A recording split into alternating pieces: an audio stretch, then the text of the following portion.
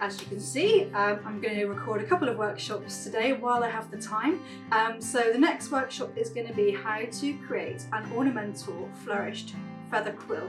It is my most favourite thing to create when it comes to ornamental calligraphy at the moment. It was the first thing I ever learned how to create. It looks really lovely when you've incorporated it into your lettering. It looks fantastic on the reverse of envelopes. So if you ever look at my Instagram grid, you'll see a lot of my envelope calligraphy or mailers or envelope exchanges all have a little feather quill on the back of them. I just think it's really pretty. As you get more confident with your flourishes and cartouches, you could just add and incorporate those things into your style and just create something really beautiful and bespoke. So to start off, just do a nice little pencil line to make life a bit easier. Okay, so it's going to look like this. And then the quill part comes down like this and across, a little dot in there. That's your bone, that's the sort of the centre of your quill. Okay, and the flourish that I like to do is essentially some sort of not complete ovals. Okay, and make sure I start in the middle every time, so you kind of see how they're going to look. And as we go to the end, sort of taper down to a smaller size. Okay, so really simple flourish quill. So I'll do it in pencil to help you out. And as we're going along, I'm just going to make it bigger and bigger. Actually, a little bit. You kind of want them to be curving in on themselves, tucking the bottoms in. Okay, so that's the bottom part. And then don't be afraid to just twist this around, okay? And then we're going to do this side and not make it as big. So this side is like a figure 8, okay? It's this. Oh, I can't see that very well, can you? It's this. Okay, and we're going to be getting bigger and smaller. So it starts small, it gets a bit wider here, and it starts small again there.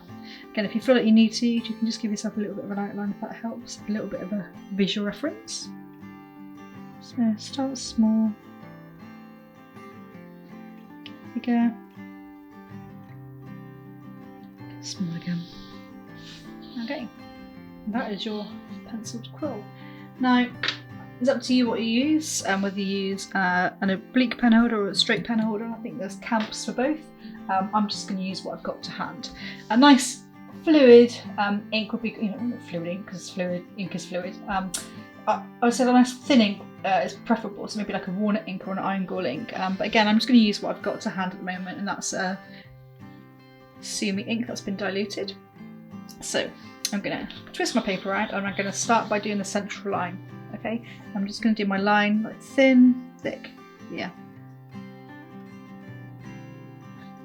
Okay, turn it around. If you have the time, you can wait for parts of this to dry so you don't get ink everywhere.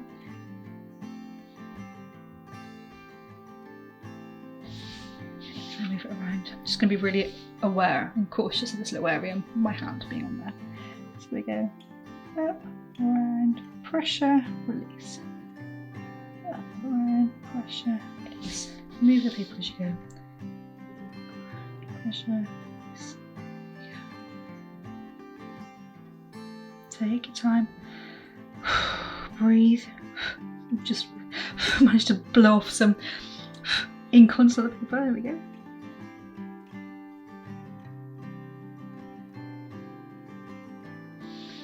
So that's one side. Now what you can do is let this dry if you really want, if you've got time. If you have the luxury of spare time, feel free. Now again, we're just going to do some figure 8s, just bearing in mind where my hand is. I'm going to start up. I'm just going to add a little bit of pressure. A downstroke. I'm just going to stop there, move it around a bit more.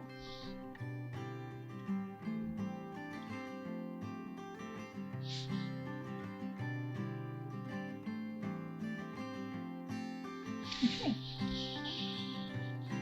so there, so a nice, basic, very simple, very easy flourished quill.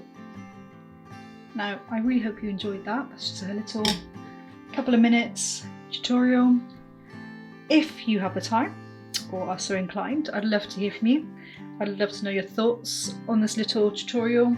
If If you have any ideas of things you would like to work on, honestly, I'm more than happy to think about it and put some tutorials together if they're a bit more bespoke. Again, it'd be really lovely if you could like and subscribe to this channel to help me out. So I'll see you soon. Goodbye.